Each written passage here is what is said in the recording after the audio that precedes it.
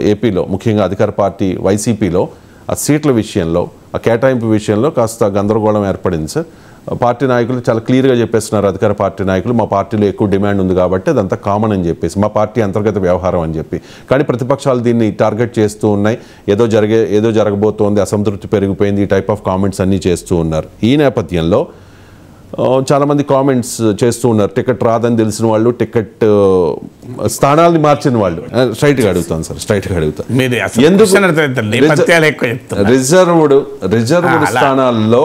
Reserved స్థానాలపైనే వైఎస్ఆర్ కాంగ్రెస్ పార్టీ ఎందుకు focus చేసింది, వాళ్ళనే ఎందుకు మారుస్తుంది అంటే ఏం చెప్తారు సార్? కోటంరెడ్డి శ్రీధర్ రెడ్డి రిజర్వ్ స్థానంలో ఉన్నాడా? ఆనం రామనారెడ్డి రిజర్వ్ స్థానమా? మేకపాటి చంద్రశేఖర్ రెడ్డి రిజర్వ్ స్థానమా? సార్ ఇప్పుడు తెలియదు కదా. ఇవన్నీ కూడా ఈ స్థానాల్లో కూడా మార్పులు జరుగుతున్నాయి కదా. వాళ్ళు వెళ్ళిపోయింది అక్కడి నుంచి, వాళ్ళ టికెట్లు ఇస్తే వాళ్ళు వెళ్ళిపోయే వాళ్ళ. మీకు ఉండవల్లి శ్రీదేవి రిజర్వ్ స్థానం ఒప్పుకుంటాను, ఇవన్నీ రిజర్వ్ స్థానం కాదు కదా. అరకు, రాజాం, విడుదల రజని రిజర్వ్ స్థానమా? మల్లాది విష్ణు కూడా మార్చారన్నారు కదా. మల్లాది విష్ణు రిజర్వ్ స్థానమా చెప్పండి. అంటే ఎక్కువగా అరకు, రాజాం, పాయకరావుపేట, పి గన్నవరం, పోలవరం, ఎర్రగొండపాలెం, పాడేరు అంటే అరకు మొత్తం మెజారిటీ స్థానాలు కాదు కదా. అంటే వాళ్ళకు ఒక రాంగ్ నోషన్స్, మీడియా కూడా పార్టిజాన్ అయిపోయాక, ఏదో ఒక పార్టీకి అయ్యాక ప్రతిదాన్ని తమకు అనుకూలంగా ప్రజెంట్ చేసుకుంటుంటారు. అది టీడీపీ కానీ వైసీపీ కానీ. అందువల్ల రిజర్వ్డ్ స్థానాలలోనే మారుస్తున్నారు, ఇతర చోట్ల మార్చడం లేదు అంటే ఇప్పుడు నేను చెప్పిన ఉదాహరణలన్నీ వస్తాయి. వీళ్ళందరినీ మరి మార్చాలి కదా, మార్చారా? వీళ్ళందరినీ మారుస్తున్నారా? సో అందువల్ల ఆ థియరీ, ఆ రకమైన కంక్లూజన్ మనం చేయలేము. కానీ డెఫినెట్గా రిజర్వ్ స్థానాల్లో కూడా గణనీయంగా మారుస్తున్నారు, అంతవరకు నిజం. కానీ రిజర్వ్ స్థానాలలోనే మారుస్తున్నారు, మిగతా చోట ఎక్కడా మార్చడం లేదు అంటే అది కరెక్ట్ కాదు. సో ఎందుకు మరి రిజర్వ్ స్థానాల్లో అంటే నీకు కంపారిటివ్లీ అనేక ఫ్యాక్టర్స్ ఉండొచ్చు. ఒక ఫ్యాక్టర్ ఏంటంటే రిజర్వ్ స్థానాల్లో జరిగే పరిణామం ఏమవుతుంది అంటే, అది రిజర్వ్ కనుక ఆ పార్టీకి ఒక నాయకుడు అఫీషియల్గా ఎమ్మెల్యే ఒకరు ఉంటారు, కానీ ఆ ఏరియాలో నాయకుడు ఇంకొకరు ఉంటారు. సో వారిద్దరి మధ్య పడకపోవడం ఉంటుంది. ఇతర సామాజిక వర్గాల వారు సరిగా స్పందించకపోవడం ఉంటుంది. ఇక్కడ రిజర్వ్ సీట్ అయినా కూడా ఓటర్లంతా రిజర్వ్డ్ ఓటర్లు కాదు, మా ఓటర్లు డిఫరెంట్ కాస్ట్లో కమ్యూనిటీస్ ఉంటాయి. సో వారు వ్యతిరేకంగా ఉండే అవకాశాలు ఉండొచ్చు. లేదు వారికి ఎక్స్పెక్టేషన్ తగినట్టుగా, అంటే సమాజంలో వివిధ వర్గాల ప్రజలు వారి ఎక్స్పెక్టేషన్ తగినట్టుగా ఈ ఎమ్మెల్యేల పర్ఫార్మెన్స్ ఉండకపోవచ్చు. ఒకవేళ వ్యతిరేకత ఉన్నా దాన్ని అధిగమించగలిగే ఆర్థిక వనరులు వీళ్ళ దగ్గర ఉండకపోవచ్చు. సో ఆర్థిక వనరులు ఉంటే ఏదో రూపంలో దాన్ని అధిగమించడానికి అవకాశం ఉంటుంది. సో వారికి పొలిటికల్ క్లౌట్ తక్కువగా ఉండడం వల్ల ఆ ప్రాంతంలో అభివృద్ధి కూడా ఎఫెక్ట్ అయ్యే అవకాశం కూడా ఉండొచ్చు. ఇలా ఒక్క రీజన్ చెప్పలేము, ఏ రీజన్ వల్ల జరుగుతుంది అని. ఇంకొక పాయింట్ ఏంటంటే, ఎప్పుడు కూడా కంపారిటివ్లీ రిజర్వ్ సీట్ల కన్నా అన్రిజర్వ్ సీట్లలో లీడర్షిప్ చాలా బలంగా ఉంటుంది. ఎందుకంటే సమాజంలో ఉన్నటువంటి పరిస్థితి, కొన్ని చోట్ల రిజర్వ్ సీట్లలో కూడా బలమైన నాయకత్వం ఉంటుంది, కానీ కంపారిటివ్లీ నాన్ రిజర్వ్ సీట్స్లో పార్టీలకు బలమైన నాయకత్వం ఉంటుంది. సో ఈ బలమైన నాయకత్వం ఉన్నప్పుడు మార్పు చేయడం కూడా అంత సులభం కాదు, దానివల్ల జరగబోయే నష్టం ఉంటుంది. ఇప్పుడు మీరు మంగళగిరిలో కూడా మార్చారు, అది కూడా రిజర్వ్ కాదు, ఆళ్ళ రామకృష్ణారెడ్డి. సో రిజర్వ్ సీట్లలోనే మారిస్తే డెఫినెట్గా మనం కౌంటర్ చేయొచ్చు. ఇప్పుడు మంగళగిరి నుంచి నేను నెల్లూరు దాకా చెప్పాను మీకు ఉదాహరణలో, ఇవేవీ రిజర్వ్ కాదు. రిజర్వ్ సీట్లలో కొంత మార్పు జరగడానికి ఈ కారణాలన్నీ ఉండొచ్చు, కానీ మార్పు రిజర్వ్లోనే జరుగుతున్నాయి అనుకుంటే పొరపాటు. రిజర్వ్ సీట్లలో వ్యతిరేకత ఉంటే రిజర్వ్ కదా అని మార్చుకుంటూ ఉంటారు కదా. ఒకవేళ మార్చినా మళ్ళీ అదే సామాజిక వర్గం కదా. ఇప్పుడు ఒక ఉదాహరణకు పూతలపట్టు ఎమ్మెల్యే ఈ మాట అన్నాడు, అక్కడ ఎవరిని తీసుకొచ్చి పెడతారు? రెడ్లను తీసుకొచ్చి పెడతారా? పెట్టారు. మళ్ళీ ఎస్సీ రిజర్వ్ సేమ్ సామాజిక వర్గం నుంచే ఉంటారు కదా. ఇప్పుడు ఎస్టీ రిజర్వ్ సీట్లలో తీసుకొచ్చి మీకు కమ్మాలం పెట్టరు, కాపులం పెట్టరు కదా. సో రిజర్వ్ సీట్లు నాన్ రిజర్వ్ క్యాండిడేట్లకి ఏం పోవడం లేదు, మనం గమనించాల్సింది. కానీ పెత్తనం గురించి ఆయన కామెంట్ చేస్తూ ఉన్నారు సార్. అంటే పెత్తనం ఉంటుంది, అది మాత్రం నిజమే. రెడ్లది పెత్తనం ఉంటుంది రాజకీయాల్లో. ఇక్కడ ఒక చోటే కాదు, మీకు ఇప్పుడు అనేక నియోజకవర్గాలు చెప్పచ్చట. ఉదాహరణ కొండేపి ఉంది. కొండేపిలో అది ఎస్సీ రిజర్వ్, కానీ టీడీపీ అభ్యర్థి ఎవరు ఎస్సీ ఉన్నా కమ్మల పెత్తనం ఉండదు అక్కడ, అందరూ తెలుసు కదా అది. సో అందువల్ల ఇక్కడ అన్ని చాలా రిజర్వ్ నియోజకవర్గాల్లో ఈ ట్రెండ్ ఉండొచ్చు, కానీ మార్చడానికి అదే కారణం ఉంటుంది. మార్చి కూడా ఎవరిని పెడతారు మళ్ళీ? ఇప్పుడు ఎంఎస్ బాబును మారుస్తారు, మళ్ళీ ఎస్సీకి ఇస్తారు కదా. జగన్మోహన్ రెడ్డి ఎవరన్నా అక్కడ రెడ్డిని తీసుకొని పెడతాడా? పెద్దిరెడ్డి రామచంద్రారెడ్డి వచ్చాడు పోటీ చేస్తాడా? సో అందువల్ల ఈ ఎస్సీలకు అన్యాయం జరిగిందంటే ఎట్లా యాక్సెప్టబుల్? ఎస్సీలో ఒక నాయకుడిని తీసి ఇంకో నాయకుడిని పెడుతున్నారు. అది ఎస్సీలకు అన్యాయం జరిగింది అని కనుక ఎదురు వాళ్ళంటే, టీడీపీ గతంలో రిజర్వ్ సీట్లలో ఎవరికైతే టికెట్లు ఇచ్చారో వాళ్ళకే ఇస్తుందా? మరి అందరూ వాళ్ళనే పెట్టాలి, మళ్ళీ ఎవరు మార్చకూడదు. మారుస్తారా? పోనీయండి. ఇంత మాట్లాడేవాళ్ళు నాన్ రిజర్వ్ సీట్లలో ఎవరికైనా ఎస్సీలకు ఇస్తానరా ఏ పార్టీ అయినా? మొదలు ఆ క్వశ్చన్ వేసుకోవాలి, గుండె మీద చేసుకొని. ఇప్పుడు టీడీపీ కానీ వైసీపీ కానీ ఏవైనా రిజర్వ్డ్ కాన్స్టిట్యూషనల్గా చేయడం వల్ల మీరు ఆ వర్గాలకు ఇస్తున్నారు. నిజాయితీగా చెప్పండి, నాన్ రిజర్వ్ సీట్లలో ఇస్తారా? ఎక్కడ ఎన్ని సీట్లలో ఇచ్చారు చెప్పండి నాకు. అందువల్ల ఇది ఒకరికొకరు వాడుకోవడమే తప్ప రియాలిటీ ఏంటంటే, ఎక్కడైతే వ్యతిరేకత స్థానిక ఎమ్మెల్యేల పట్ల ఉందో అక్కడ మార్చాలి అనేటువంటి విధానాన్ని వాళ్ళు తీసుకున్నారు. తెలంగాణలో మార్చకపోతే కేసీఆర్ ఓడిపోయాడని అందరం అన్నాం. అందువల్ల జగన్ ఓడిపోవాలని కోరుకున్న వాళ్ళు మార్చొద్దని అంటారు కదా. మార్చడాన్ని అంగీకరించలేరు, సహించలేరు. ఎందుకంటే మార్చకపోతే మీకు వాళ్ళనే మళ్ళీ టికెట్లుగా ఇచ్చి వాళ్ళు ఈజీగా ఓడిపోతారని ప్రతిపక్షాల వ్యూహం ఉండొచ్చు. మీకు ఇక్కడ కూడా గమనించండి, దమ్ముంటే సిట్టింగ్లందరికీ సీట్లు ఇవ్వండి రేవంత్ రెడ్డి అనలేదా? ఎందుకన్నా రేవంత్ రెడ్డి అమాయకంగా అనలేదు. రేవంత్ రెడ్డి ఆయనకు తెలుసు, వాళ్ళకు రిపోర్ట్లు ఉన్నాయి, సిట్టింగ్ ఎమ్మెల్యేల పైన బాగా వ్యతిరేకత ఉంది, వాళ్ళకే టికెట్లు ఇస్తే ఓడిపోతారు. అందువల్ల దమ్ముంటే టికెట్లు సిట్టింగ్లో అందరికీ టికెట్ ఇవ్వండి. నీ ప్రభుత్వం పట్ల సానుకూలత ఉంటే మరి ఎమ్మెల్యేలందరికీ టికెట్లు ఎందుకు ఇస్తలేవు అని అడిగాను. సో ఇప్పుడు అందరం ఏం రాస్తున్నారు పత్రికల్లో? రేవంత్ ట్రాప్లో కేసీఆర్ పడ్డాడా అని ఎల్లంటి రాస్తలేరా? అందువల్ల చంద్రబాబు ట్రాప్లో జగన్ పడాలా? పడాడు కదా. ఆయన క్యాలిక్యులేషన్లు ఆయనకు ఉంటాయి కదా. సో అయితే ఎక్కడన్నా క్యాలిక్యులేషన్ లెక్క తప్పచ్చు. ఇప్పుడు ఫలానా అభ్యర్థి పైన వ్యతిరేకత ఉంది అని అంచనాకు వస్తే అది నిజం కాకపోవచ్చు, ఎందుకంటే ఆ సర్వేలో తప్పుడు సమాచారం ఉండొచ్చు. కానీ ఇప్పుడు సర్వేలు డబ్బులు ఇస్తే మారుస్తారంటున్నారు. సర్వేలు డబ్బులు ఇస్తే మారుస్తే ఆళ్ళ రామకృష్ణారెడ్డి సర్వేని మార్పించుకోలేడా? ఆళ్ళ రామకృష్ణారెడ్డికి ఆర్థిక సామర్థ్యం లేనివాడా? సో ఆయన ఐప్యాక్నే లాంటి సంస్థ పెట్టగలిగే ఆర్థిక సామర్థ్యం ఉన్నవాడు. మీరు ఇంకో ఐప్యాక్ పెట్టగలరు, లేదంటే ఐప్యాక్ని కొనగలడు, ఆర్థిక సామర్థ్యం ఉన్నవాడు కదా. అందువల్ల ఐప్యాక్ ఇంట్రెస్ట్లు ఐప్యాక్ ఉంటాయి కదా. డబ్బులు తీసుకొని అందరు సర్వేలు మారుస్తే రేపు జగన్మోహన్ రెడ్డి ఓడిపోతే ఐప్యాక్ ఇవ్వడానికి కాంట్రాక్ట్ ఇస్తారు ఆ దేశంలో. ఏదన్నా ఒకటి రెండు చోట్ల ఎక్కడైనా జరిగితే జరగవచ్చేమో, కాదని అనలేదు. ఇక్కడ ఐప్యాక్లు ఉండేటోడైనా ఏ ప్యాక్లు ఉండేటోడైనా మనుషులే కదా. మనుషులు మేనేజ్ చేయడం అసాధ్యం ఏం కాదు కదా. కానీ ఒక్క ఐప్యాక్ సర్వే పైన ఆధారపడి జగన్ ఎమ్మెల్యేలు మారుస్తున్నాడని కూడా అది నిజం కాదు. నాకే తెలిసిన వాళ్ళు చాలామంది ఉన్నారు. అన్ని పార్టీలలో ఒక్కరే ఉంటారు. టీడీపీలో ఒక్కరే సర్వే చేస్తారా? టీడీపీలో సర్వే చేసే వాళ్ళు 3-4 ఉంటారు, వైసీపీలో సర్వే చేసే వాళ్ళు 3-4 ఉంటారు. ప్రతి రాజకీయ పార్టీ 3-4తో సర్వేలు చేయించుకుంటుంది. ఈవెన్ టీడీపీ కూడా ఇప్పుడు ఆ సంస్థ ఉన్నది కదా, మీకు ఆ సంస్థ మీద ఆధారపడి ఉంటుందా? ఇంపాసిబుల్. మీకు ఇప్పుడు ప్రశాంత్ కిషోరే టీడీపీ వైపు వస్తున్నాడు. Prashant Kishor show time consulting ఈ ఒక్క సంస్థ చేసే సర్వేలపైనే రాబిన్ శర్మ పైన చంద్రబాబు నాయుడు ఆధారపడతారా? అస్సలే పడాడు.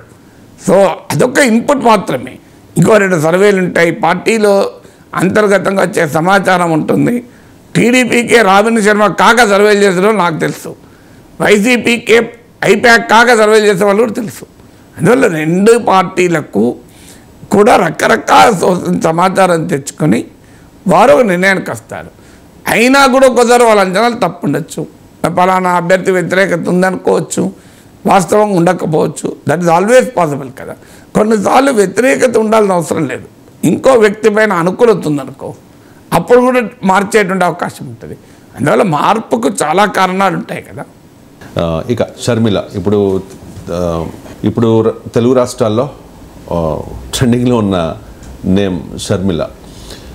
సో షర్మిల విషయంలో కాంగ్రెస్ పార్టీలో చేరేందుకు సిద్ధమైపోయారు. రేపే కాంగ్రెస్ పార్టీలో చేరబోతూ ఉన్నారు. ఒకానొక సమయంలో జగన్ వదిలిన బాణంగా ఉన్న షర్మిల ఇప్పుడు జగన్ వైపే ఎక్కుపెట్టిన బాణంగా ఎందుకు మారింది అంటే ఏం చెప్తారు సార్? అంటే వాస్తవంగా ఆమె వైఎస్ఆర్ కాంగ్రెస్లోనే రాజకీయ ప్రస్థానం మొదలుపెట్టింది. జగన్మోహన్ రెడ్డి జైల్లో ఉన్న సమయంలో ఆమె పాదయాత్రలు కూడా చేసింది. కానీ కారణాలు ఏదైనా, ఆ కుటుంబం మధ్య విభేదాలు ఉండొచ్చు, కారణాలు ఏదైనా కూడా ఆమెకు వైఎస్ఆర్ కాంగ్రెస్ పార్టీలో సరైన రాజకీయ గుర్తింపు అయితే రాలే. అందులో మాత్రం అందరికీ తెలిసి కళ్ళ ముందు కనబడుతుంది కదా.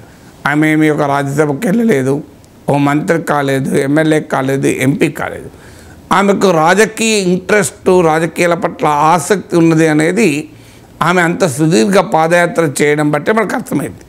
ఆసక్తి లేకపోతే రాజకీయ అంత పెద్ద పాదయాత్ర అన్నకు చేయరు. బట్ కారణాలు ఏదైనా వారి మధ్య ఎక్కడ కుదరలేదో మనకు తెలియదు. అంతర్గతంగా కుటుంబంలో అడ్జస్ట్మెంట్లు, సర్దుబాట్లు ఏం జరిగాయో మనకు తెలియదు. కానీ మనకు బయటికి కనబడేది మాత్రం ఆమెకు రాజకీయపరమైన గుర్తింపు కానీ ప్రాధాన్యత కానీ లభించలేదు అన్నది నిజం. సో ఆటోమేటిక్గా లభించినప్పుడు ఏం చేయాలి ఆమె? సో జగనన్న వదిలిన బాణం కరెక్టే, కానీ ఇప్పుడు ఆమెకు ఆ సరైనటువంటి గుర్తింపు లేకపోవడం వల్ల అనివార్యంగా ఆమె ఆ పార్టీ నుంచి వేరిపోయి మొదట్లో ఆంధ్రప్రదేశ్ రాజకీయాలు చేయలేదు. ఆమె తెలంగాణకు వచ్చారు. నిజంగానే అన్నతోనే ఎదుర్కొనాలి అని కౌంటర్ పాలిటిక్స్ అక్కడ ఏం చేయలేదు. తర్వాత మీకు ఇప్పుడు తెలంగాణలో సాధ్యం కానప్పుడు ఆంధ్రప్రదేశ్ వెళ్తున్నారు. అందువల్ల వైసీపీలో గుర్తింపు ఒక సమస్య కావచ్చు, లేదు కుటుంబంలో ఇతరులు ఆరోపిస్తున్నటువంటి ఆస్తి తగాదాలో కారణమని అంటున్నారు. సో రకరకాలు ఏ కుటుంబంలోనే ఉంటుంది అది. ప్రతి పెద్ద పెద్ద కుటుంబాల్లో, ఆస్తులున్న కుటుంబాల్లో అనివార్యంగా తగాదాలు ఉంటాయి, విభేదాలు ఉంటాయి. అందులో చాలా పెద్ద కుటుంబం. అన్నిటికీ మించి కడప లోక్సభ సీటు విషయంలో విభేదాలు వచ్చాయి. ఈవెన్ వివేకానంద రెడ్డి విషయం కూడా విభేదించడానికి కారణం అది. కడప లోక్సభ సీటు తమ ఫ్యామిలీ, వైఎస్ఆర్ ఫ్యామిలీని దాటి పోకూడదు అనేది ఒక వాదన అని. అంటే వివేకానంద రెడ్డి కన్నా, విజయమ్మ కన్నా, షర్మిల కన్నా ఇవ్వాలని. అక్కడ అవినాష్ రెడ్డికి ఇవ్వడం ద్వారా ఈ విభేదాలకు చాలా కీలకమైన పరిణామం అది. సో అందువల్ల క్లియర్గా అర్థమవుతుంది, పొలిటికల్గా అకామిడేట్ కాకపోవడం వల్లనే జగనన్న వదిలిన బాణం జగన్ పైకే బాణంగా మారిపోయింది. Right sir. ఇక ఆంధ్రప్రదేశ్కి చెందిన షర్మిల అంటే ఎందుకు తెలంగాణను ఎంచుకున్నట్టు? అంటే ఏపీలో రాజకీయం చేయకుండా తెలంగాణలో వైఎస్ఆర్టీపీ పెట్టాలని అనుకున్నారు. తర్వాత అది విఫలయత్నం అయిన తర్వాత ఇప్పుడు ఏపీకి ఎందుకు వెళ్ళాలనుకుంటూ ఉన్నారు? అంటే మొదలు ఏపీకి వెళ్ళాలనుకోవడం అనేది తర్వాత సంగతి. దానికి ఫస్ట్ క్వశ్చన్ ఏంటి అంటే తెలంగాణను ఎందుకు ఎంచుకున్నారు? తెలంగాణను ఎందుకు ఎంచుకోవడానికి రీజన్ ఏంటంటే, ఒకటి బహుశా అప్పటికి ఇంకా జగన్మోహన్ రెడ్డితోనే ప్రత్యక్షంగా పోరాడటానికి ఆమె సిద్ధపడి ఉండకపోవచ్చు. అంటే అప్పుడున్న వాళ్ళ మధ్య ఉన్న డిస్ప్యూట్స్ ఆ స్టేజ్కి వచ్చి ఉండకపోవచ్చు, లేదా కుటుంబపరమైనటువంటి ఒత్తిడి ఉండవచ్చు. సో ఏ విభేదాలున్నా మనం కొట్లాడుకుంటే కుటుంబం పరువు పోతుంది, కుటుంబం పైన విమర్శలు వస్తాయి అని కుటుంబ పెద్దలు ఉంటారు కదా. ప్రతి కుటుంబంలోనూ కూడా కొంత ఒక దశ వచ్చేదాకా ఆ డివైడ్ బయటికి రాదు. ఒక దశ వరకు అడ్జస్ట్ అవుతూ ఉంటుంది. అందువల్ల అప్పటి వరకు ఉన్న స్టేట్మెంట్ ఏంటి అంటే, షర్మిల తెలంగాణలో పార్టీ పెట్టడం జగన్కి ఇష్టం లేదు, జగన్ వద్దన్నాడు. అయినా కూడా షర్మిల వ్యక్తిగత ఆసక్తితో పార్టీ పెట్టారు. ఈవెన్ సజ్జల బయటికి కూడా చెప్పింది అది. జగన్ ఆంధ్రప్రదేశ్లో అధికారంలో ఉండగా తెలంగాణలో రాజకీయం చేస్తే ఇబ్బంది అవుతుంది, జగన్మోహన్ రెడ్డి వద్దన్నాడు. అయినా ఆమెకు ఇంట్రెస్ట్ ఉంది, ఆమె పెడుతున్నది, ఆమె ఇష్టం అనే వైఖరి తీసుకున్నారు. కానీ వాస్తవానికి ఆ కుటుంబంలో ఉండేటువంటి విభేదాలు ఆ స్థాయికి వచ్చి ఉండకపోవచ్చు. అంటే జగన్కు వ్యతిరేకంగానైనా రాజకీయ కార్యాచరణ షర్మిల చేసే స్థాయికి వచ్చి ఉండకపోవచ్చు. అందువల్ల ఆంధ్రప్రదేశ్లో జగన్ అధికారంలో ఉండగా జగన్కు వ్యతిరేకంగా రాజకీయ కార్యాచరణకు షర్మిల సిద్ధపడినప్పుడు సాధారణంగా నెక్స్ట్ క్షేత్రం తెలంగాణ అవుతుంది. అందువల్ల తెలంగాణలో ఒక ప్రయత్నం చేస్తామని బహుశా అంచనాకు వచ్చి ఉండాలి. ఇక ఆమెకు అక్కడున్న ఆప్షన్స్ ఏంటి? వైఎస్ఆర్ కాంగ్రెస్లో అకామిడేట్ కాలేదు, టీడీపీలోనో జనసేనలో చేరి చంద్రబాబు నాయుడు నాయకత్వంలోనో లేక పవన్ కళ్యాణ్ నాయకత్వంలో పనిచేయలేదు. పోనీ బీజేపీలో చేద్దామంటే బీజేపీలో ఏమీ లేదు. ఇప్పుడు ఎన్టీఆర్ కుటుంబం సభ్యురాలైన పురంధేశ్వరి తెలుగుదేశంలో అడ్జస్ట్ కానప్పుడు ఆమె కాంగ్రెస్లో చేరింది. అప్పుడు కాంగ్రెస్కి మంచి రోజులు ఉన్న సమయం. కాంగ్రెస్ ఎప్పుడైతే బలహీనపడిందో బీజేపీలో చేరింది. కానీ బీజేపీలో చేరదామంటే బీజేపీలో ఏముందని చేరుతుంది. అందువల్ల బీజేపీకి బలమే లేని పరిస్థితుల్లో చేరడం. అది కాకుండా కూడా వైఎస్ రాజశేఖర రెడ్డికి ఉన్న పొలిటికల్ బేస్, అణగారిన కులాలు, మైనారిటీలు, పేదలు, ఈ సెక్షన్ ప్రధానంగా రాజశేఖర రెడ్డికి అనుకూల ఓట్ బేస్. ఇవాళ జగన్మోహన్ రెడ్డికైనా అదే ఓట్ బేసు. రేపు షర్మిల ఆకర్షించాల్సి వచ్చిన రాజశేఖర రెడ్డి లెగసీ అంటే అది. సో అది బీజేపీలో చేరితే ఆ పరిస్థితి కూడా లేదు. అందువల్ల బీజేపీ రాజశేఖర రెడ్డి వ్యతిరేకించిన రాజకీయ పార్టీ. సో రాజశేఖర రెడ్డి వ్యతిరేకించిన రాజకీయ పార్టీలో చేరి రాజన్న బిడ్డగా రాజన్న రాజ్యం తెస్తా అంటే అక్కడ అవకాశం ఉండదు. బీజేపీలో రాజన్న రాజ్యానికి స్కోపే ఉండదు. బీజేపీలో తేవాలనుకుంటే దీన్ దయాళ్ ఉపాధ్యాయ రాజ్యం, లేకుంటే శ్యామప్రసాద్ ముఖర్జీ రాజ్యం, గురు గోల్వాల్కర్ రాజ్యం అనాల్సి ఉంటుంది తప్ప రాజన్న రాజ్యం అంటూ బీజేపీలో ఏదో ఒప్పుకుంటారా? సో మరి ఆమె బ్రాండే రాజన్న రాజ్యం అయినప్పుడు బీజేపీలో అవకాశం ఉండదు. ఇక మిగిలిన ఈ పార్టీ ఆమె సొంతగా బలి పార్టీ పెట్టుకోవడం. సో అది కూడా ఆమె పార్టీ పెట్టుకుంటే వాతావరణం ఏ స్థాయిలో ఉంటుంది, తాను నిలబడగలగదా అనే అంచనా ఆమెకు బహుశా తెలంగాణ అనుభవం తర్వాత ఎక్కువ అర్థమై ఉండాలి. ఇక మిగిలింది కాంగ్రెస్ పార్టీ. అందువల్ల ఆమె కాంగ్రెస్ పార్టీలో చేరాలి. కానీ కాంగ్రెస్ పార్టీ పరిస్థితి ఎట్లుంది? ఆంధ్రలో కాంగ్రెస్ కూడా లేవలేని పరిస్థితుల్లో ఉంది. కాంగ్రెస్ పార్టీకి ఈవెన్ నోటా కన్నా కాంగ్రెస్కు బీజేపీకి నోటా కన్నా తక్కువ వచ్చిన ఓట్లు. అలాంటి పరిస్థితుల్లో వెళ్ళి కాంగ్రెస్ను పునర్జీవింపజేసే పరిస్థితిలో బహుశా తమకు లేవని అనుకొని ఉండాలి. అందుకే తెలంగాణలో కొంత పొలిటికల్ స్పేస్ ఉంటుందేమో అని ఒక ప్రయత్నం చేయొచ్చు. ఆంధ్రప్రదేశ్లో టీడీపీ జనసేనల మధ్యనే పూర్తి స్థాయిలో ఓట్లు పోలరైజ్ అయి ఉండడం కూడా ఒక రీజన్ అయి ఉండొచ్చు. ఇంకో పార్టీకి స్కోప్ అనేది ఎంతవరకు ఉంటుంది అని. సో ఇవన్నీ క్యాలిక్యులేట్ చేసి తెలంగాణలో తనకు పొలిటికల్ స్పేస్ ఉంటుందేమో. ఎందుకంటే కాంగ్రెస్ పార్టీ బలహీనపడి ఉంది, బీఆర్ఎస్ పట్ల అసంతృప్తి పెరుగుతోంది, బీజేపీ హడావుడి ఉన్నా కూడా రాష్ట్రమంతా విస్తరించలేదు. అందువల్ల తెలంగాణలో కొంత పొలిటికల్ స్పేస్ ఉండి కొన్ని సీట్లు తెచ్చుకోగలిగితే తర్వాత కొంత ప్రభావం చూపొచ్చు అని బహుశా అంచనా ఉండొచ్చు. ఆ అంచనా తప్పని నాలాంటి వాళ్ళ ముందే చెప్పారు తెలంగాణలో అవకాశమే ఉండదు అని. బట్ ఆమె అంచనాకు మనలాంటి వాళ్ళ అంచనాలకు తేడా ఉండొచ్చు కదా. సో ఆమె తనకు పొలిటికల్ స్పేస్ ఉంటుందని భావించిన తెలంగాణలో, అందుకే ఆంధ్రప్రదేశ్కి వెళ్ళకుండా తెలంగాణలో పార్టీ పెట్టేది. ఇక్కడ మరి వైఎస్ఆర్టీపీ ప్రయోగం ఎందుకు ఫెయిల్ అయింది సార్? ఎక్కడ లెక్క తప్పింది అంటే మీ విశ్లేషణ? అంటే ఇక్కడ మొదటి నుంచి కూడా మనం చెప్తున్నాం, ఆంధ్ర ఆరిజిన్ ఉన్న ఏ పార్టీ కూడా తెలంగాణ రాజకీయ క్షేత్రంలో మనుగడ సాధించలేదు. ఇది ఇవాళ కాదు, 2014 నుంచి నేను చెప్తున్నాను. ఎందుకంటే అసలు తెలంగాణ ఉద్యమానికి ప్రాతిపదిక ఏంటి? తెలంగాణ ఉద్యమానికి ప్రాతిపదికే సీమాంధ్ర రాజకీయ సాంస్కృతిక ఆధిపత్యం కదా. మా పైన పెత్తనం చెలాయిస్తున్నారు, ఇది మా ఆత్మాభిమానం పైన దాడి అన్నదే కదా తెలంగాణ బిడ్డలు తెలంగాణ ప్రత్యేక రాష్ట్ర ఉద్యమం నడిపింది. నాయకులు మీరే, వనరులు మీరే, సినిమాల్లో మీరే, ప్రాపర్టీస్లో మీరే, అన్నిట్లో మీరే ఉన్నారు, మా పరిస్థితి ఏంటి అని. అలాంటప్పుడు తెలంగాణ అస్తిత్వానికి భిన్నమైన ప్రయత్నం ఇది. షర్మిల ఎందుకు సక్సెస్ కావాలంటే షర్మిల తప్పనో, అది రాజశేఖర రెడ్డికి ఇక్కడ బలం లేదనో, అది ఆ అనాలిసిస్ కరెక్ట్ కాదు. ఆమె ఇప్పుడు షర్మిల అంచనా ఏముండే అంటే 2009లో కూడా అంత తెలంగాణ ఉద్యమం పీక్ టైంలో టీఆర్ఎస్కు 10 సీట్లు వస్తే రాజశేఖర రెడ్డి నాయకత్వం కాంగ్రెస్కి 50 సీట్లు వచ్చాయి. అందువల్ల రాజశేఖర రెడ్డి అభిమానులు ఉన్నారు. కాంగ్రెస్ పార్టీ కూడా రాజశేఖర రెడ్డి ఓన్ చేసుకోవడం లేదు. ఈ సమయంలో రాజశేఖర రెడ్డి అభిమానులను కనుక కదిలిస్తే తనకు ఒక పొలిటికల్ స్పేస్ ఉంటుంది అని ఆమె అంచనా వేసింది. ఎందుకంటే కాంగ్రెస్ పార్టీలో కూడా తెలంగాణ వచ్చాక ఉమ్మడి రాష్ట్ర నాయకుడు, సీమాంధ్ర ప్రాంత నాయకుడు ఆయన రాజశేఖర్ రెడ్డిని ఓన్ చేసుకోలేదు. అందులో జగన్మోహన్ రెడ్డి తిరుగుబాటు, ఈ పరిణామాల నేపథ్యంలో తెలంగాణ కాంగ్రెస్ రాజశేఖర్ రెడ్డిని ఓన్ చేసుకునే పరిస్థితిలో లేదు. ఆ సిచ్యువేషన్, ఎందుకంటే నాయకత్వం మారింది, కొత్త జనరేషన్ ఆఫ్ లీడర్షిప్ వచ్చింది. సో ఈ రేవంత్ రెడ్డి ఉదాహరణ కదా, రాజశేఖర రెడ్డి పైన ఆయన పోరాడిన నాయకుడు కదా. సో ఈ మారిన రాజకీయ నేపథ్యంలో రాజశేఖర రెడ్డి లెగసీ ఖాళీగా ఉంది, ఇది తనకు ఉపయోగపడుతుందా ఆమె లెక్కేశారు. కానీ ఆమె లెక్క తప్పింది ఎక్కడ అంటే, రాజశేఖర రెడ్డి పట్ల అభిమానులు అన్నమాట నిజం, చంద్రబాబు నాయుడు పట్ల అభిమానులు అన్నమాట నిజం, పవన్ కళ్యాణ్ పట్ల అభిమానులు అన్నమాట నిజం.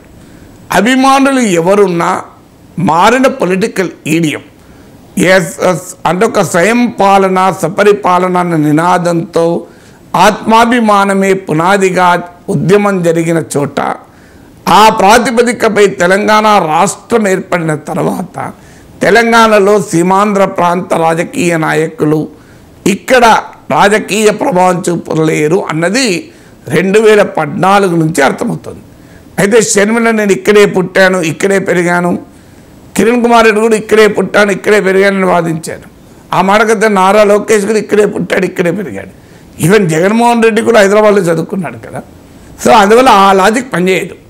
మీకు ఇది గుర్తించిన జగన్మోహన్ రెడ్డి 2014లో ఒక MP seat, Khammam MP seat, 3 MLA సీట్లు గెలుచుకున్నాక కూడా ఈ వాజ్ ఫస్ట్ టు రియలైజ్, అంటే మారిన రాజకీయ వాతావరణంలో తెలంగాణలో సీమాంధ్ర ప్రాంత మూలాలున్న నాయకుల నేతృత్వంలోని పార్టీలకు మనుగడ ఉండదు, ఇది అనవసర ప్రయత్నము అని ఆమెను గుర్తించాడు. ఒక ఎంపీ 3 సీట్లు వచ్చాక కూడా వైఎస్ఆర్ కాంగ్రెస్ పార్టీ తెలంగాణ రాజకీయాల నుంచి నిష్క్రమించింది. అయితే తెలుగుదేశం నిష్క్రమించలేకపోయింది ఒక రకంగా. కారణం ఏంటంటే బీజేపీతో కలిసి తెలంగాణలో 2014లో 20 సీట్లు వచ్చాయి. సో 15 సీట్లు టీడీపీకి వచ్చాయి, ఒక ఎంపీ సీటు కూడా వచ్చింది. 15 అంటే మామూలు కాదు, ఎందుకంటే టీడీపీ బీజేపీ కూటమి కాంగ్రెస్తో పోటీపడి సీట్లు తెచ్చుకుంది. అందువల్ల తెలుగుదేశం పార్టీని క్లోజ్ చేసే స్కోపే లేకుండే, ఎందుకంటే ఫలితాలు అలా ఉండే. కానీ 2018కి వచ్చారు, తెలుగుదేశం బాగా బలహీనపడి 2 సీట్లకే పరిమితమైంది. అయినా కూడా ఇక 2018 తర్వాత కూడా ఒక ప్రయత్నం చంద్రబాబు నాయుడు చేశాడు. కానీ రోజు రోజుకు టీడీపీ క్షీణిస్తూ వచ్చింది. 2023 ఎన్నికల్లో అసలు పోటీకే దూరంగా ఉన్నారు.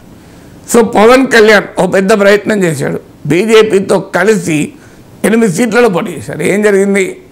బీజేపీకి వచ్చిన ఓటింగ్ కూడా రాలేదు, బీజేపీకి కనీసం కొంత ఓటింగ్ వచ్చింది, జనసేన డిపాజిట్లు కూడా కలుగుతాయి. అందువల్ల ఇంతమంది అనుభవం. ఈవెన్ చిరంజీవి ప్రయోగం అప్పుడు కూడా మీరు చూడండి, చిరంజీవి ప్రయోగం కూడా 18 సీట్లు వచ్చి 71 లక్షల ఓట్లు వస్తే ఆ సీట్లు అత్యధికంగా ప్రధానంగా వచ్చింది సీమాంధ్రలోనే, తెలంగాణలో రాలే చిరంజీవికి కూడా.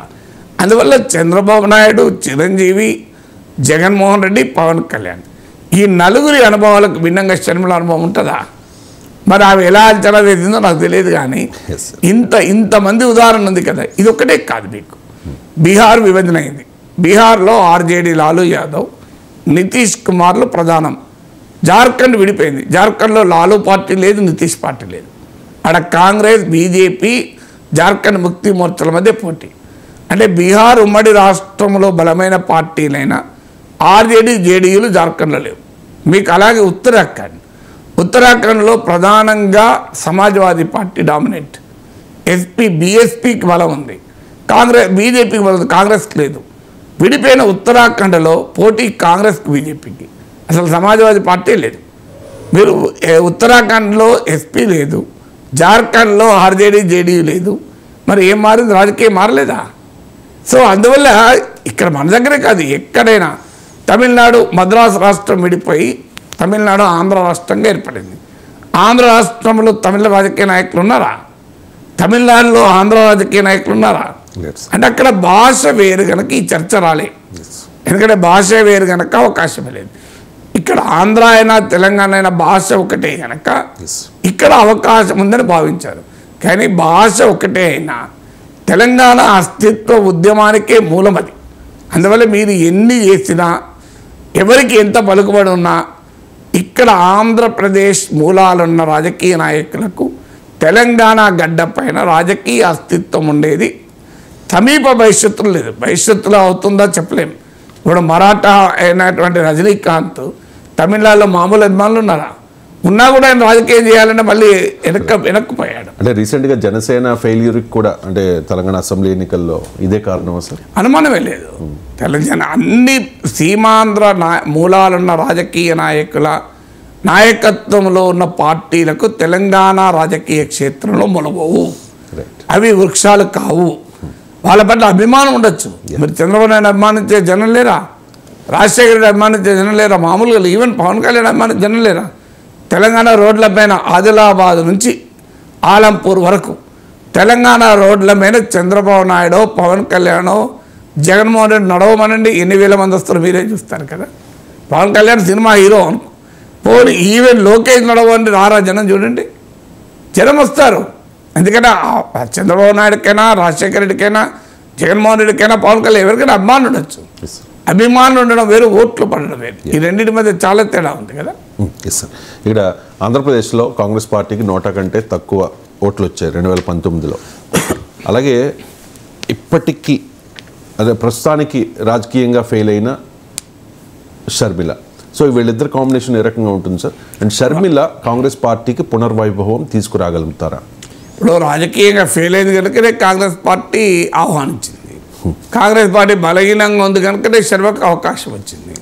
వైఎస్ఆర్ కాంగ్రెస్ రాలే కదా అవకాశం. అవకాశం ఎందుకు వచ్చింది కాంగ్రెస్లో? కాంగ్రెస్ పార్టీకి బలహీనంగా ఉంది, అవసరం ఉంది, అందువల్ల షర్మిలకు అవకాశం వచ్చింది.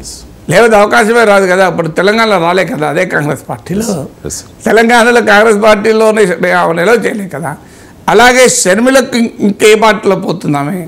ఇప్పుడు తెలంగాణలో కాంగ్రెస్ పార్టీ నేతలు గట్టిగా వ్యతిరేకించారు. ఎందుకు వ్యతిరేకించారు? సీమాంధ్ర మూలాలు ఉన్నటువంటి రాజకీయ నాయకులు తెలంగాణ రాజకీయ క్షేత్రంలో ముఖ్యమంత్రి పదవికి పోటీ పడడం సాధ్యం కాదు. ఎమ్మెల్యేగా పోటీ చేసుకోవాలనుకుంటే ఇప్పుడు మీ కూకట్పల్లిలోనో లేకుంటే షేర్లింగంపల్లిలోనో ఆ సీమాంధ్ర మూలాలు ఉన్న వారు ఉన్నారు కూడా, ఎమ్మెల్యేలు కూడా ఉన్నారు. కానీ ముఖ్యమంత్రి అనే అంశం వచ్చే వరకు డెఫినెట్గా ఈ అంశం ముందుకు వస్తుంది. ఎందుకంటే ఈ అంశం ఇప్పటిది కాదు. ఇది మీకు ఆంధ్ర తెలంగాణ కలిపినప్పుడే ఈ చర్చ నడిచింది. ఆంధ్రలో ఇప్పుడు 170 సీట్లు, తెలంగాణలో 119 సీట్లు. నువ్వు ఎన్ని చెప్పినా ఆంధ్ర ప్రాంత నాయకత్వమే ఉంటుంది. ఆర్థికంగా కూడా ఆంధ్ర ప్రాంతం అభివృద్ధి అయింది. సో ఈ పరిస్థితి వచ్చినప్పుడు అప్పుడు జెంటిల్మెన్స్ అగ్రిమెంట్లో ఒక ప్రొవిజన్ రాశాడు. ముఖ్యమంత్రి ఒక ప్రాంతం వాడైతే ఉప ముఖ్యమంత్రి ఇంకో ప్రాంతానికి చెందిన వారు ఉండాలి అని ఒక అగ్రిమెంట్ రాసుకున్నారు. ఆ అగ్రిమెంట్ నీలం సంజీవరెడ్డి ఉల్లంఘించాడు. అది ఉప ముఖ్యమంత్రి అనేది 6వ ఏళ్ళతో సమానము అని చెప్పేశారు. మీకు అందుకే మీరు గమనించండి, 1956లో ఆంధ్రప్రదేశ్ ఏర్పడిన నాటి నుంచి 2014 వరకు మీరు తెలంగాణ ముఖ్యమంత్రులు ఎవరో అని చూడండి, వేలపై లెక్క పెట్టచ్చు. చెన్నారెడ్డి, పివి నరసింహారావు. పివి నరసింహారావు ఎంతకాలం ఉన్నాడు? 1 year ఏమో ఉన్నాడు. జలగ వెంగళరావు పరిమితమైన సమయంలో ఉన్నాడు. జలగ వెంగళరావు తెలంగాణ ఆంధ్రాలో చెప్పలేము, సత్తుపల్లి అది బార్డర్లో ఉంటున్నారు. ఇక మీకు తెలంగాణకు చెందిన నాయకులు కాంగ్రెస్ హయాంలో కూడా ముఖ్యమంత్రులు కాలే.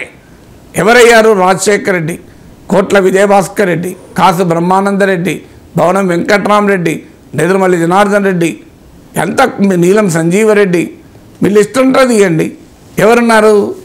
ఇక తెలుగుదేశంలో అయితే స్కోపే లేదు. ఎన్టీ రామారావు, చంద్రబాబు నాయుడు కదా. అందువల్ల అదే మూలము. తెలంగాణ ఉద్యమానికి వన్ ఆఫ్ ద బేసిస్ ఏంటంటే రాజకీయంగా తెలంగాణ పైన సీమాంధ్ర ప్రాంత నేతలు ఆధిపత్యం చేస్తున్నారు. అందుకే కదా సపరిపాలన నినాదం కదా జరిగింది. అది తెలంగాణ ఉమ్మడి రాష్ట్రంలో కూడా అభివృద్ధి జరిగింది, జరగకపోవడానికి క్వశ్చనే లేదు. ఇటీవల white paper on Telangana financial మీరు చూడండి, లెక్కలన్నీ ఉంటాయి. ఏదో హైదరాబాద్ ఎంత మహానగరంగా విలసిల్లింది. తెలంగాణ అభివృద్ధి జరగలేదు అనే ఎవరల్లే, కానీ అభివృద్ధి కాదు ఆత్మగౌరవ పోరాటం అన్నారు. ఇక అభివృద్ధితో సంబంధం లేదు. ఇప్పుడు మీకు చిన్న పాప ఉంటుంది, ఒక గుడిసెలో ఉండే పనామె బిడ్డ, ఆమె ఒక పెద్ద విల్లాలో పనిచేస్తుంటుంది, బిడ్డను తీసుకొని వస్తుంది.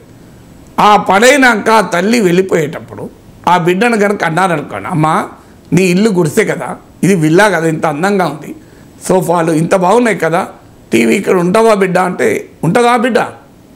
ఏడుస్తుంది. మీరు గమనించండి, తల్లితోని పోయి ఆ గుడిసెలోనే ఉంటుంది తప్ప ఇది విల్లా కదా అందంగా ఉంది అమ్మ నువ్వు నేను ఈ విల్లాలు ఉంటా అంటదా? అంటే అర్థం ఏంటి మరి? అభివృద్ధి అంటే విల్లాలు ఉండాలి. ఆ అమ్మాయి విల్లాలు ఉండలేదు కదా, గుడిసెల్లో ఉండడానికి కోరుకుంటోంది. అదే రాజకీయ సెంటిమెంట్ అంటే చాలామందికి అర్థం కాని అంశం అదే. తెలంగాణ ఉద్యమం ఎందుకు వచ్చింది అనేది అర్థం కాక సమైక్య పాటలు పాడితే తెలుగు వాళ్ళంతా ఒక్కటే, మా తెలుగు తల్లికి మల్లెపూ దండాన్ని పాడబడితే మొత్తం మారిపోద్ది అనుకున్నారు. కారణం మూలం ఎక్కడ అన్న దానికి కారణం ఇది. నేను ఈ ఉదాహరణ అందుకే ఇస్తున్నాను. గుడిసెలో ఉండే బిడ్డ అయినా విల్లాలో ఉండాలని కోరుకోదు, ఆ గుడిసెలో ఉండాలని కోరుకుంటుంది. తెలంగాణలో కూడా జరిగింది అదే. సో ఈ వాస్తవం ఉన్న తర్వాత ఇప్పటి తెలంగాణ వచ్చిన 10 ఏళ్ల తర్వాత మళ్ళీ సీమాంధ్ర మూలాలున్న రాజకీయ నాయకులు వస్తానంటే తెలంగాణలో యాక్సెప్టబిలిటీ ఉంటుందా? కామన్ సెన్స్ కదా. సో తెలంగాణ ఉద్యమంలో అనేక ఫ్యాక్టర్స్ ఉండొచ్చు, నీళ్లు, నిధులు, నియామకాలు ఏవైనా ఉన్నా మూలం ఎక్కడుంది? మూలం రాజకీయ నాయకత్వం, సాంస్కృతిక పరమైన అంశాలు. నేను కౌన్సిల్లో ఉపన్యాసం ఇచ్చినప్పుడు చెప్తే ఆంధ్ర ప్రాంతం వాళ్ళు కూడా ఆశ్చర్యపోయారు, కరెక్టే కదా సార్ అన్నాను. ఎన్ని తెలుగు సినిమాల్లో హీరో ఉస్మాన్ యూనివర్సిటీలో చదువుకున్నాడో చెప్పండి అన్న. ఉస్మాన్ యూనివర్సిటీ రియల్ టైం హీరోలు భారత ప్రధానమంత్రిని సృష్టించింది. సో మహారాష్ట్ర ముఖ్యమంత్రి కూడా ఎస్బి చవాన్ ఉస్మానియా చదువుకున్నాడు. కానీ ఉస్మానియా యూనివర్సిటీలో తెలుగు సినిమా హీరోలు చదవరు. మళ్ళీ ఎక్కడ చదువుతారు? వెళ్ళి ఆంధ్ర యూనివర్సిటీలో చదువుతారు. కాకతీయ యూనివర్సిటీలో హీరోయిన్ చదవదు. మీరు గమనించండి. ఉస్మాన్ సిటీ ఆర్ట్స్ కాలేజీలో హీరో, లా కాలేజీలో హీరోయిన్ చదవచ్చు కదా. చదివిన ఎక్కడైనా ఏ సినిమాలు చెప్పండి.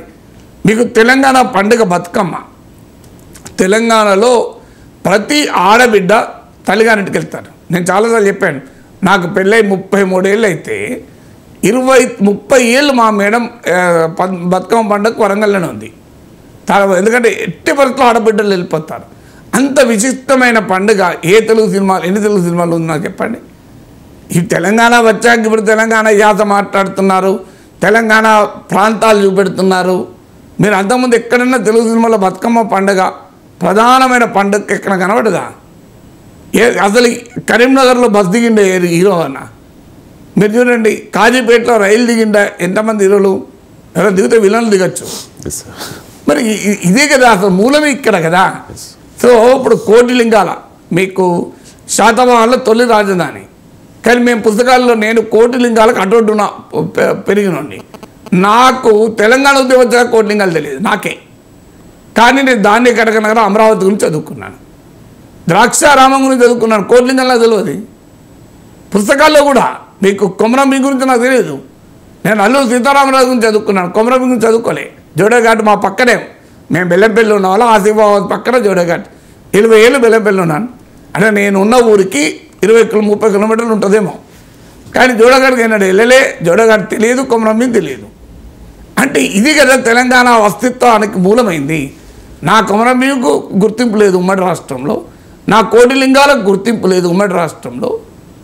ఇది కదా ప్రశ్న వచ్చింది. అందువల్ల ఈ సాంస్కృతిక రాజకీయ ఆధిపత్యాన్ని ప్రశ్నిస్తూనే ప్రజలు తెలంగాణలో తిరగబడ్డారు. మరి ఇది ఒక్క తెలంగాణ ఉందా? వాస్తవంగా ఉత్తరాంధ్ర వెనుకబడలేదా? రాయలసీమ వెనుకబడలేదా?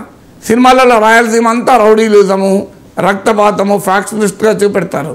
కానీ నిజమాది రాయలసీమ వేమన లాంటి మహనీయులు, వీరబ్రహ్మం లాంటి మహనీయులు పుట్టిన గడ్డ కదా. అన్నమయ్య లాంటి పదకవిత పితామహుడు పుట్టిన పవిత్ర భూమి కదా.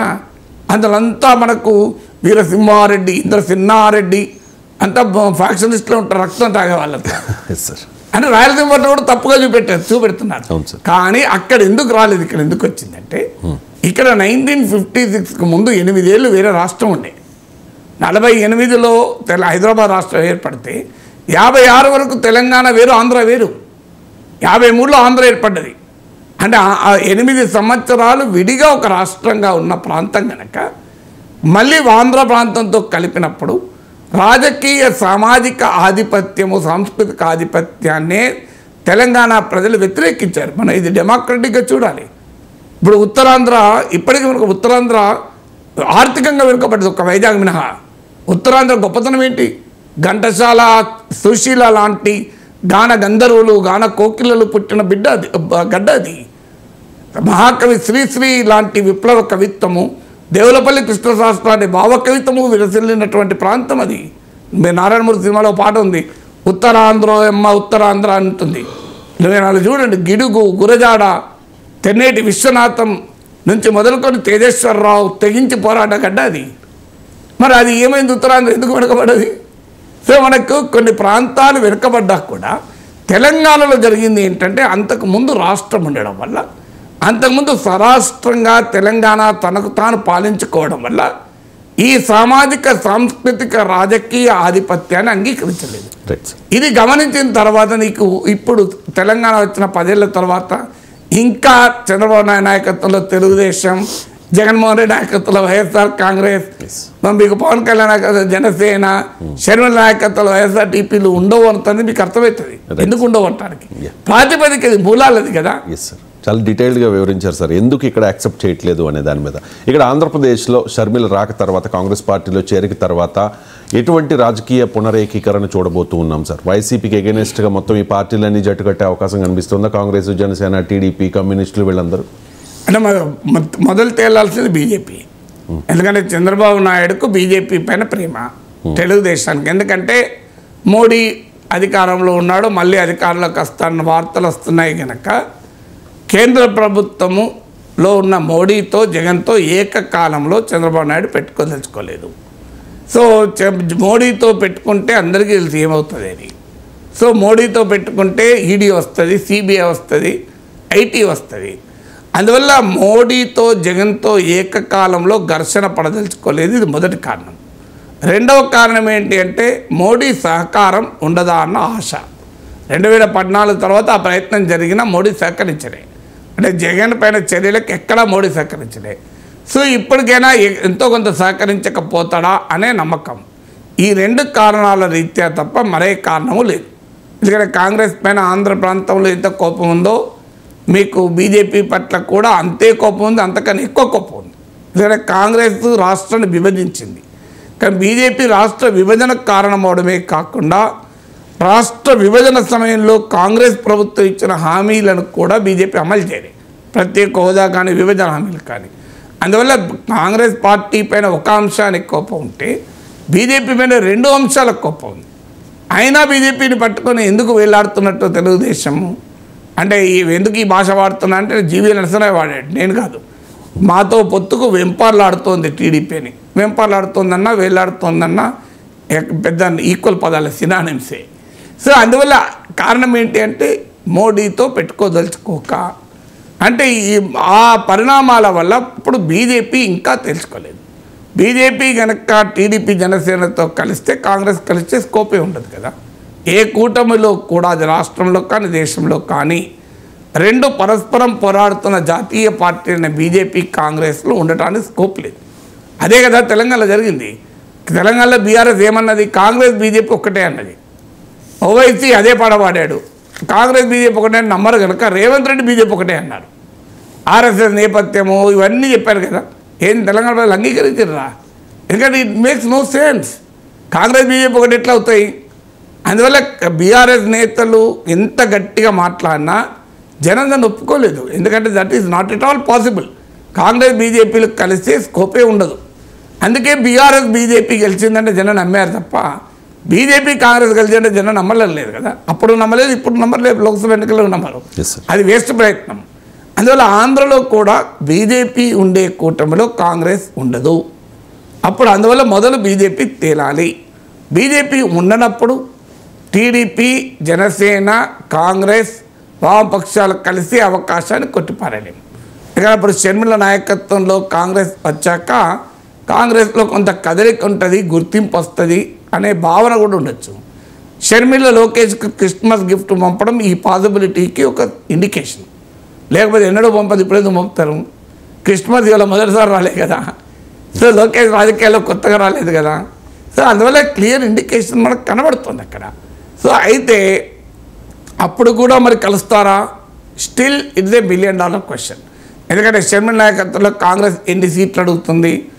కాంగ్రెస్ షర్మిల నాయకత్వంలో కాంగ్రెస్ ఉన్నా అక్కడ చంద్రబాబు నాయుడుతో కలిసే షర్మిల చంద్రబాబు నాయుడు కలయికలు ప్రజలు యాక్సెప్ట్ చేస్తారా?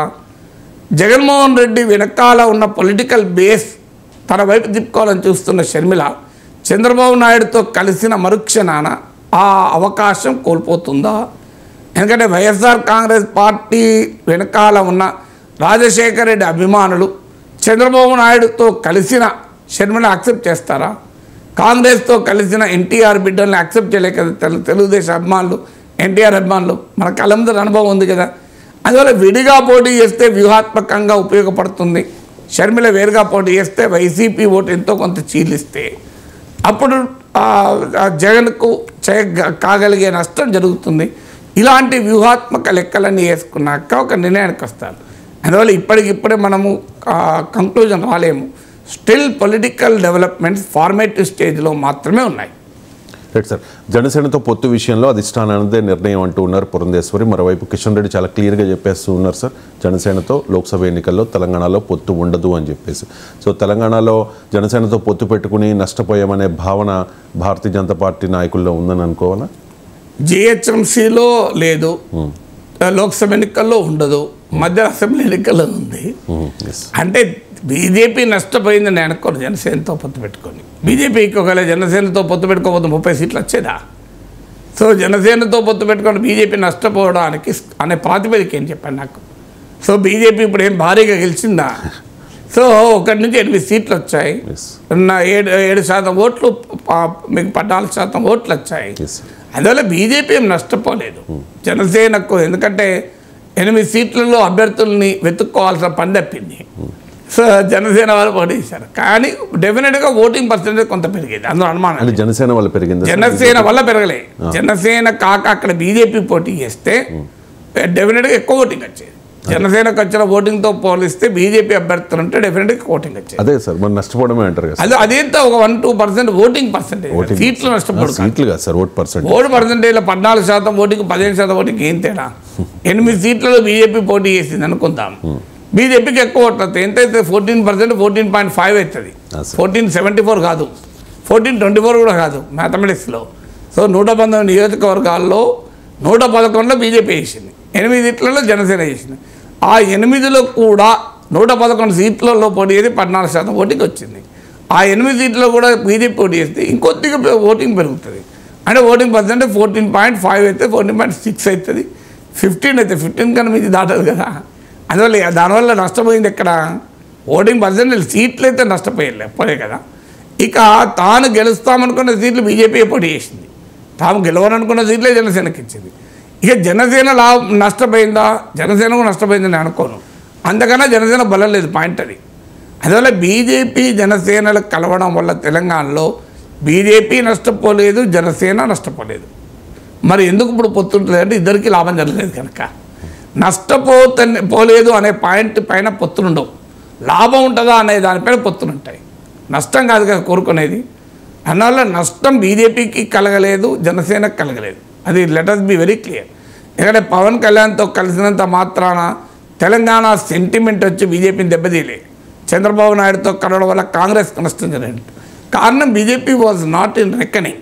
అంటే ప్రధాన పోటీదారు బీజేపీ లేనప్పుడు ఆ నష్టం జరగదు. ప్రధాన పోటీదారు కాంగ్రెస్ లేకపోతే కూడా నష్టం ఉండేది కదా. షర్మిల చేరితే ప్రధాన పోటీదారు ఉన్నప్పుడు ముఖ్యమంత్రి అధికారం వేరే వాళ్ళు ఎట్లా అనే క్వశ్చన్ ఉంటుంది తప్ప, లేనప్పుడు అది పెద్ద ఇష్యూ ఉండదు. సో అందువల్ల జనసేన బీజేపీల కలయిక బీజేపీకి ఏ రకమైన ప్రయోజనాన్ని ఇవ్వలేదు కనుక వాళ్ళు ఇప్పుడు లోక్సభ ఎన్నికల్లో పొత్తుకు సిద్ధంగా లేరు. రెండవది, లోక్సభ ఎన్నికలకు అసెంబ్లీ ఎన్నికలకు తేడా ఉంది. అసెంబ్లీలో 119 సీట్లలో 8 సీట్లు దొరుకుతాయి, కానీ లోక్సభలో ఉన్నాయే 17 సీట్లు. ఏంటి, జనసేనకు హైదరాబాద్ సీట్ ఇస్తే జనసేన తీసుకుంటుందా ఓవైసీ పైన? సో జనసేన ఆ సీట్లే 17 ఉన్నప్పుడు జనసేనకు 4 ఇవ్వగలరా? అందువల్ల అక్కడ సీట్ల సంఖ్య తక్కువ. అసెంబ్లీ ఎన్నికల్లో ఏ రకమైన లాభమూ జరగలేదు. లోక్సభ ఎన్నికల్లో పవన్ కళ్యాణ్ జనసేన తెలంగాణలో ఆసక్తి కూడా చూపదు. ఎందుకంటే అక్కడ ఆంధ్రప్రదేశ్లో పవన్ కళ్యాణ్ బిజీ ఉంటాడు కదా, తెలంగాణలో ప్రధానం చేస్తాడా? ఇక్కడ ఆంధ్రప్రదేశ్లో అసెంబ్లీ ఎన్నికలు లోక్సభ ఎన్నికలు 2 ఉన్నాయి కదా. రైట్ సార్, చివరి టాపిక్ సార్. టీడీపీతోనే స్వర్ణయుగం సాధ్యం అంటూ ఉన్నారు తెలుగుదేశం పార్టీ నాయకులు. ఇవాటి నుంచి టీడీపీ జనసేన ఆధ్వర్యంలో రెండు పార్టీలు కలిసి రా కదలిరా కార్యక్రమాలు కూడా చేస్తూ ఉన్నారు సార్. సైకిల్ అండ్ గాజు గ్లాసు ఈ రెండు సింబల్స్ని కలిపేసి ఒక లోగో కూడా ఆవిష్కరించారు. నాకు తెలిసి ఫస్ట్ టైం అనుకుంటా సార్, గతంలో చంద్రబాబు నాయుడు గారు రాజకీయ అరంగేట్రం చేసిన తర్వాత కాంగ్రెస్ పార్టీలో కాంగ్రెస్ కండువా కప్పుకుని ఉంటారు, ఆ తర్వాత టీడీపీ కండువా కప్పుకున్నారు. కానీ ఇష్టం ఉన్నా లేకపోయినా జనసేన కండువా కూడా కప్పుకోవాల్సిన పరిస్థితి వచ్చింది. సో ప్రజలు ఎంతవరకు యాక్సెప్ట్ చేస్తారంటారు సార్? ఈ నాకు ఇష్టం లేదు సార్, ఒకసారి విజువల్ రాత్రి ఫోన్ చేసి చెప్పిండా ఇష్టం లేదని నేను ఆ విజువల్ చూస్తే నాకు అలాగే అనిపించింది అనిపించచ్చు. కానీ అలా అంటే పొత్తున్నప్పుడు సహజం కదా. ఇప్పుడు మీకు కాంగ్రెస్తో మహాకూటమి కట్టారు 2018లో, అప్పుడు అన్ని కండువాలు కలిపి పెట్టుకోలేదా? నాకు గుర్తులేదు కానీ పెట్టుంటారు కదా. మరి అప్పుడు కాంగ్రెస్ కండువా కప్పుకోలేదా మరి 2018లో? మరి కాంగ్రెస్ పార్టీ అభ్యర్థుల ప్రచారం చేయలేదా? తెలంగాణ జన సమితి కండువా, కాంగ్రెస్ కండువా, తెలుగుదేశం పార్టీ కండువా, ఇంకా సిపిఐ కండువా, 4 కండువాలు కప్పుకున్నారు. మరి మీ ప్రశ్నకు అర్థమే లేదు కదా. ఇప్పుడు కొడంగల్లో వెళ్ళి టీడీపీ కండువా కప్పుకొని ప్రచారం చేసిన చంద్రబాబు నాయుడు అప్పుడు. సో అందువల్ల కాంగ్రెస్ పోటీ చేసే సీట్లలో అన్ని సీట్లలో ఎప్పుడు కూడా పొత్తు అంటూ ఉన్నప్పుడు అన్ని కండువాలు కప్పుకుంటారండి, అది కామన్. అది దాంట్లో ఏం పెద్ద చంద్రబాబు నాయుడు జనసేన కండువా కప్పుకుంటే అదేమో అంటరాన్ని అయినట్లు. అంటే జనసేన మద్దతు కావాలి, జనసేనతో పొత్తు ఉండాలి, పవన్ కళ్యాణ్ సపోర్ట్ కావాలి. జనసేన కండువా కప్పుకుంటే కింద మీద అయితే ఎట్లండి నాకు అర్థం కాదు. వాళ్ళు ఎవరు కాలేదు తెలుగుదేశం అని మీరవుతున్నారు. పాపం చంద్రబాబు నాయుడు ఏం కాలేదు, టీడీపీ అభిమానులు ఏం కాలేదు.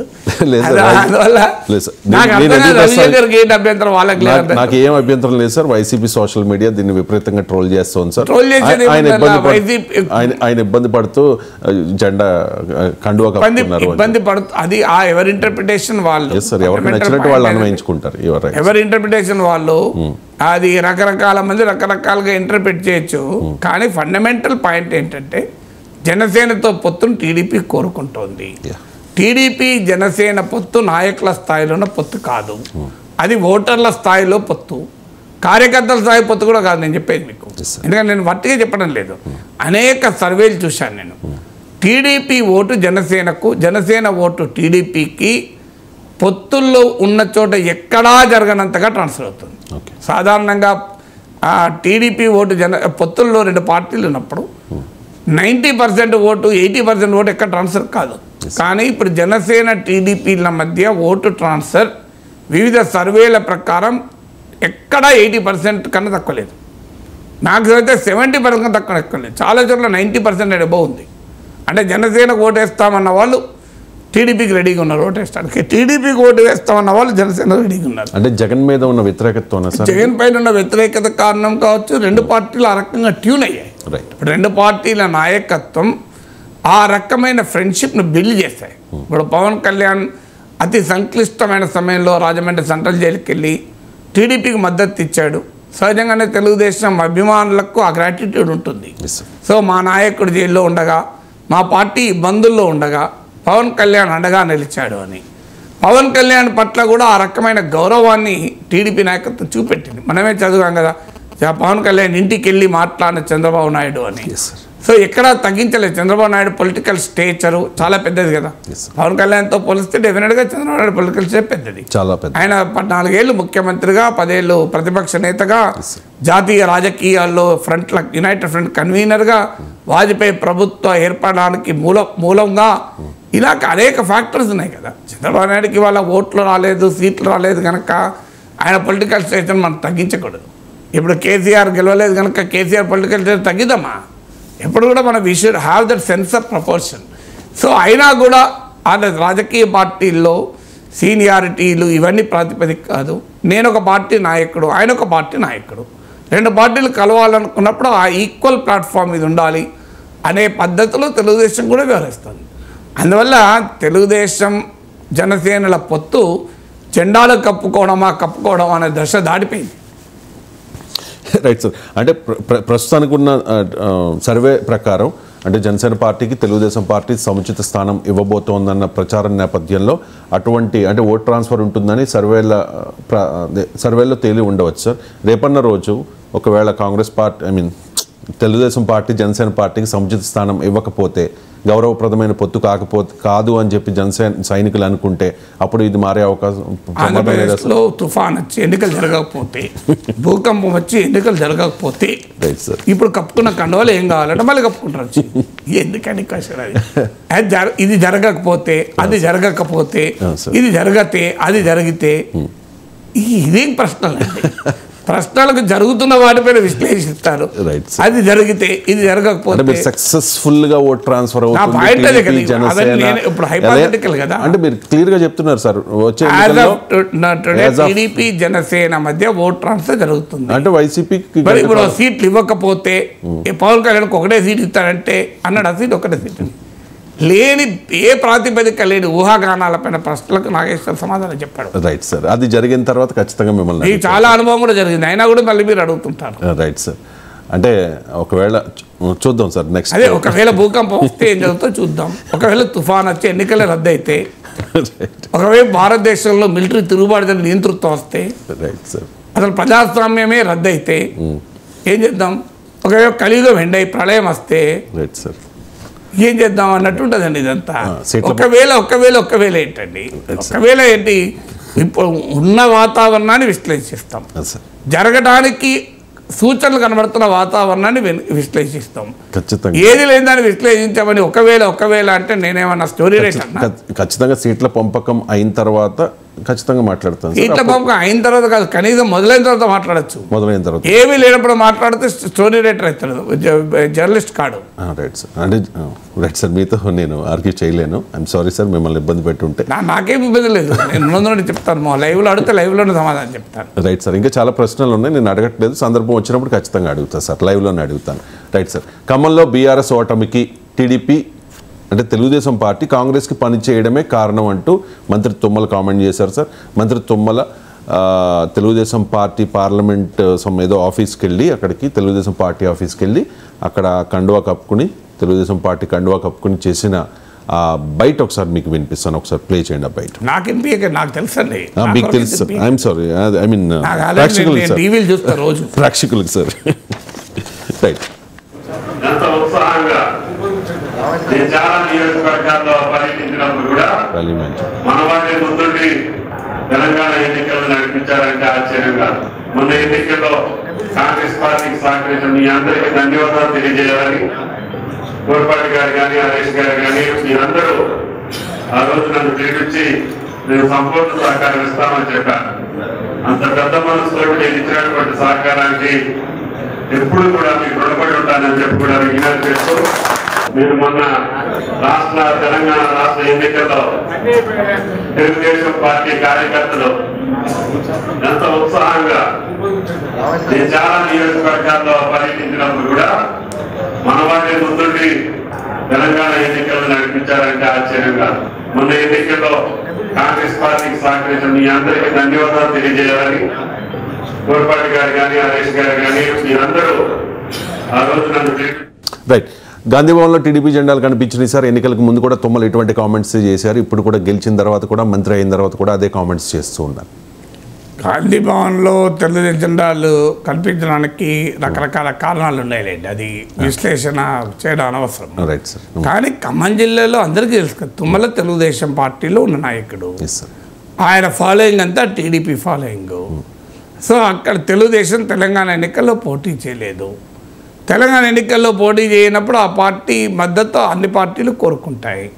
ఒక తుమ్మల నాగేశ్వరరావు, మీకు పువ్వాడ అజయ్ కుమార్ కూడా చంద్రబాబు నాయుడు అరెస్టు ఖండిస్తూ జరిగిన కార్యక్రమాల్లో పాల్గొన్నాడు. మీకు బోధన్ ఎమ్మెల్యే చంద్రబాబు నాయుడు అరెస్టు ఖండించాడు. మీకు షేర్లింగంపల్లి ఎమ్మెల్యే ఖండించాడు. సో ఇవన్నీ మన కళ్ళ ముందు జరిగిన ఇన్సిడెంట్లే కదా. అంటే తెలుగుదేశం పార్టీ పోటీ చేయనప్పుడు సహజంగానే అన్ని పార్టీలు ఆ పార్టీ ఓట్లపైన ఆశ ఉంటాయి. తుమ్మల నాగేశ్వరరావుకున్న వ్యక్తిగతమైన సాన్నిహిత్యం కూడా ఉంది. సో రేవంత్ రెడ్డి నాయకత్వంలో కాంగ్రెస్ ఉండడం కూడా తెలుగుదేశం అభిమానులకు కొంత సాఫ్ట్ కార్న్ ఉండొచ్చు. ఎందుకంటే చాలామంది పార్టీ మారినాక ఆ నాయకుడిని తిడతారు. మీరు మోత్పల్లి నరసింహులు ఎలా తిట్టాడో మనకు ఉదాహరణ గుర్తుంటుంది. తెలుగుదేశం పార్టీని చంద్రబాబు నాయుడు ఎలా తిట్టాడు. కానీ రేవంత్ రెడ్డి తెలుగుదేశం పార్టీ వదిలి కాంగ్రెస్లో చేరినాక కూడా ఎక్కడా టీడీపీ పైన కానీ చంద్రబాబు నాయుడు పైన కానీ ఇవ్వాల్సిన గౌరవం ఇచ్చాడు కానీ నెగిటివ్ కామెంట్ చేయలేదు. నేను ఆయన సహచరుణ్ణి, ఆ మేరకు నేను ఆయన దగ్గర నేర్చుకున్నాను, దానికి నేను కృతజ్ఞతగా ఉంటాను, దాంట్లో ఏముంది అని చెప్పాడు. సో అందువల్ల సహజంగానే రేవంత్ రెడ్డి పట్ల టీడీపీ శ్రేణుల్లో ఆ సానుకూలత ఉండటానికి కారణం ఉన్నారు. ఎందుకంటే మా పార్టీ నుంచి వెళ్ళిపోయినా మా పార్టీని కానీ మా నాయకుడిని కానీ విమర్శించడం లేదు అనేటువంటి గౌరవభావము రేవంత్ పట్ల తెలుగుదేశం శ్రేణుల్లో ఉంది. రేవంత్ రెడ్డి కాంగ్రెస్ పార్టీకి అధ్యక్షుడిగా ఉన్నాడు. కేసీఆర్ జగన్ల మధ్య మైత్రి ఉంది. సో కేసీఆర్కు వ్యతిరేకంగా కాంగ్రెస్ పార్టీ పోటీ చేస్తోంది. అందువల్ల కాంగ్రెస్ పార్టీ పైన ప్రేమ కాదు, అది ఆడ రాజకీయ పరిణామాలు తమకు అనుకూలంగా తెలుగుదేశం ఉండాలని కోరుకుంటుంది కనుక తెలంగాణలో జగన్ అనుకూల ప్రభుత్వం ఉండకూడదు, జగన్తో స్నేహం ఉన్న ప్రభుత్వం ఉండకూడదని కోరుకుంటారు. సో ఈ ఫ్యాక్టర్స్ అన్నీ వెరసి మీకు కాంగ్రెస్ పార్టీ విజయానికి కొన్ని చోట్ల తెలుగుదేశం పార్టీ సహకరించడం మా నిజం. అందులో ఖమ్మం లాంటి జిల్లాలో కాంగ్రెసే బలమైన పార్టీ, బీఆర్ఎస్ లేదు. సో కాంగ్రెస్లో మీకు ఖమ్మం తుమ్మల నాగేశ్వరరావు నియోజకవర్గంలో డెఫినెట్గా తుమ్మలకు చేశారు. మరి సత్తుపల్లిలో సండ్ర వెంకట వీరయ్యకి చేశారో తెలుగుదేశం వాళ్ళు, లేదు కాంగ్రెస్కి చేశారో, ఇవి ఎలా అసలు విషయం ఏంటంటే తుమ్మల కాన్స్టిట్యున్సీ వరకు డెఫినెట్గా చేస్తారు కదా, ఎందుకంటే తెలుగుదేశంతో ఆయనకున్న సుదీర్ఘకాల అనుబంధం కదా అది.